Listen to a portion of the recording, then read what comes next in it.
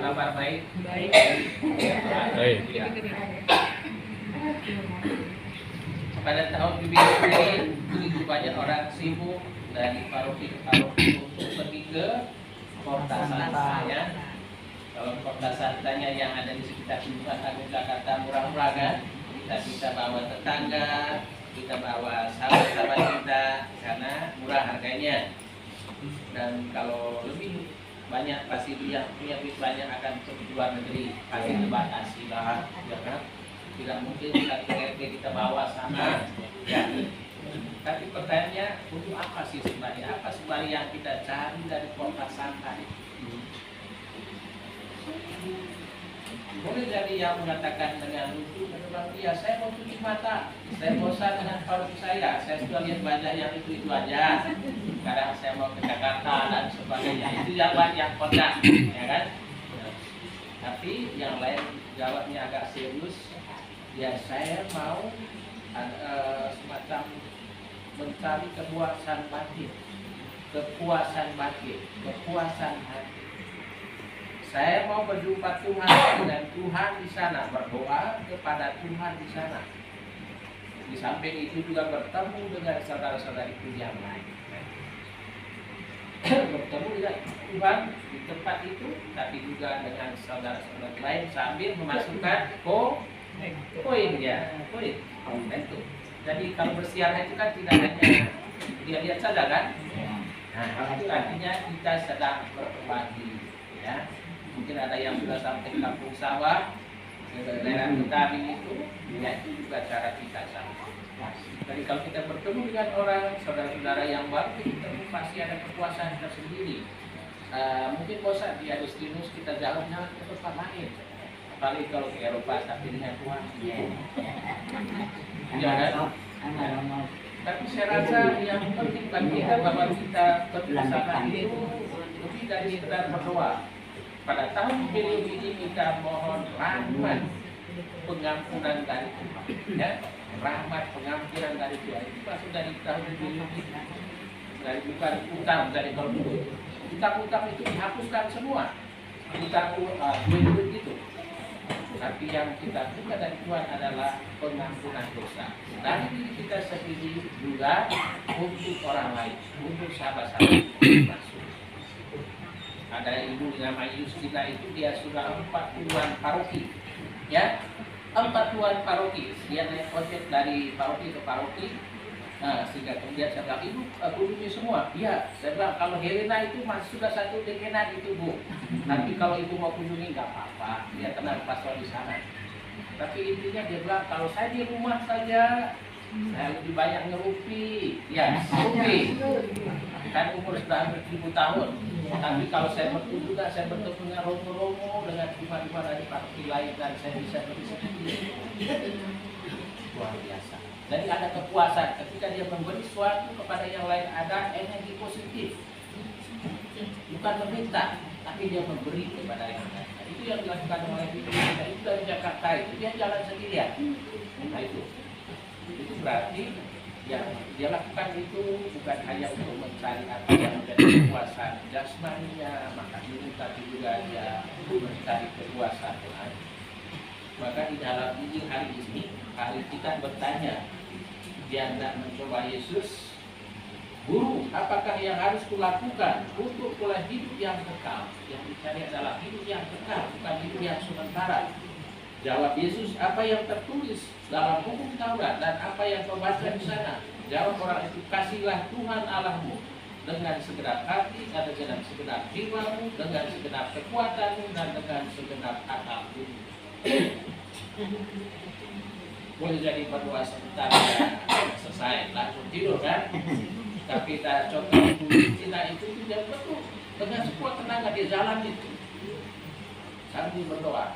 Bukan berdoa hanya untuk dirinya sendiri, tapi untuk orang lain, untuk suaminya yang telah meninggal. Itu yang dia lakukan. Ketika dia berdoa itu, dia merasa meninggalkan, ya, itu yang dia lakukan. Dan juga dikatakan bahwa dan kasihlah sama manusia seperti dirimu sendiri. Dan itu sebabnya yang mau kita lakukan di dalam sapa-sapa kita di kehidupan agung.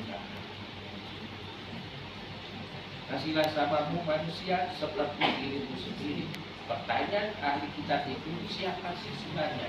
Apakah yang dimaksud sesama itu seagama saja atau ada hubungan keluarga? Jawaban Yesus tidak. Sebenarnya itu semua orang, seperti yang dilakukan oleh tokoh Samaria. Tokoh Samaria itu jadi tokoh orang baik, jadi panutan bagi semua. Itulah cara Yesus menyampaikan. Mungkin orang mengatakan bahwa orang Samaria itu kafir, ya kan? Tapi dia melakukan yang terbaik. Nah, itu yang dilakukan oleh orang Samaria. Dan itu yang dikatakan oleh Yesus tadi. Sesama yang melihat diri itu korban itu dari orang Samaria. Ibu bapak saudara-saudari dikasih dalam Tuhan, yang jelas bahwa sesama kita itu semua orang, tapi teristimewa orang-orang yang sedang mengalami. Disitulah sebenarnya yang besar dari diri kita adalah bagaimana semangat pengorbanan, memberi dari apa yang kita miliki, seperti yang tadi dia berjuang untuk rawat dan juga penginapan juga bayar, itu baru dia memberikan. Ketika dia memberikan itu supaya dapat energi positif, kasih dari Allah semakin bertambah di dalam dirinya dan dia lakukan. Pertanyaan bagi kita, apakah kita berani melakukan kebaikan tanpa melihat dia dari suku mana ras? Maksudnya belajar dari Tuhan Yesus supaya kita melakukan semua kebaikan itu kepada siapapun yang boleh jadi ada orang yang mau kita bantu, orang ada ya sedikit curiga, jangan-jangan dia buat dulu supaya masuk dalam kelompoknya. Nah, kalau belajar dari orang Samaria itu tidak begitu. Saya memberinya secara ikhlas, ya, ikhlas, tanpa ada catatan, tanpa minta sesuatu. Orang bilang memberi atau melakukan tanpa pamrih pada publik.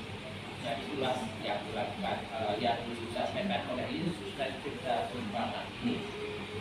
Bapak saudara-saudara terkasih dalam Tuhan, saat ini minggu-minggu ini kita sibuk mengisi sapa kan? Ya, tentang lingkungan itu sudah tahu itu sibuk itu maksudnya kita bagaimana kita melakukan itu sesuai dengan konteks kebutuhan orang sekitar kita, kebutuhan masyarakat sekitar kita, apa yang kita bantu beri orang-orang sekitar kita, dan itu yang diisi di dalam sapa. Dengan mengerjakan itu berarti kita membantu tetangga kita, sahabat-sahabat kita sesuai dengan situasinya, sesuai dengan kebutuhannya. Ibu bapak saudara-saudara terkasih dalam Tuhan, saya percaya bahwa tiap hari kita sering berdoa, sering baca kitab suci, dan sekarang mari kita lakukan yang terbaik untuk keluarga kita, untuk sahabat-sahabat kita, untuk teman-teman kita. Sekali lagi, belajar dari orang Samaria tidak takut untuk melakukan kebaikan kepada siapapun. Karena Tuhan akan menyertai kita ketika kita melakukan kebaikan. Pada hari ini kita berkumpul doakan arwah dari saudara kita Gratus Buka. Kita percaya bahwa dia adalah Tuhan. Kita percaya pada Tuhan. Kita percaya juga Tuhan Maha Rahim mengampuni segala dosanya dan dia pasti mendapat tempat yang aman, tempat yang damai aman. Tuhan memberkati kita. Amin.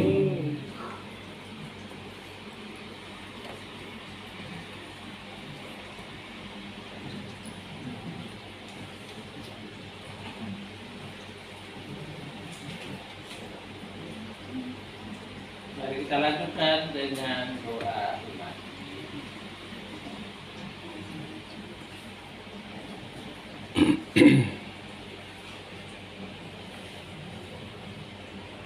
Marilah kita berdoa kepada Allah Bapa yang Maha Kuasa, yang memberikan putranya dari alam maut sebagai jaminan hidup abadi semua orang beriman. Kita berdoa untuk saudara kami Bapak Gerardus Budi Cahyono yang telah meninggal 3 tahun yang lalu. Dalam pembaptisan ia sudah menerima benih hidup kekal. Semoga ia digabungkan dalam persatuan para kudus. Marilah kita mohon. Semoga Allah membuka pintu surga bagi saudara kami Bapak Gerardus Budi Cahyono dan menerima dia dalam keluarganya yang bahagia. Marilah kita mohon. Semoga Allah memberkati keluarga yang ditinggalkan agar tabah dalam cobaan dan tetap setia dalam pengabdiannya kepadanya. Marilah kita mohon. Semoga Allah yang telah memanggil saudara kami Bapak Gerardus Budi Cahyono dari dunia ini menyadarkan kita supaya senantiasa berjaga-jaga dan siap siaga menyongsong kedatangan Kristus. Marilah kita mohon. Semoga Allah menciptakan bumi baru dan langit baru, sehingga kita berbahagia dalam cinta kasih dan akhirnya bersatu dengan semua saudara kita yang sudah meninggal. Marilah kita mohon. Allah Bapa kami, selamatkanlah saudara kami Gerardus Budi Cahyono serta semua orang yang sudah meninggal dunia, dan berikanlah istirahat dan damai abadi kepada mereka, sebab Engkaulah Allah orang-orang hidup, Kristus Tuhan dan pengantara kami.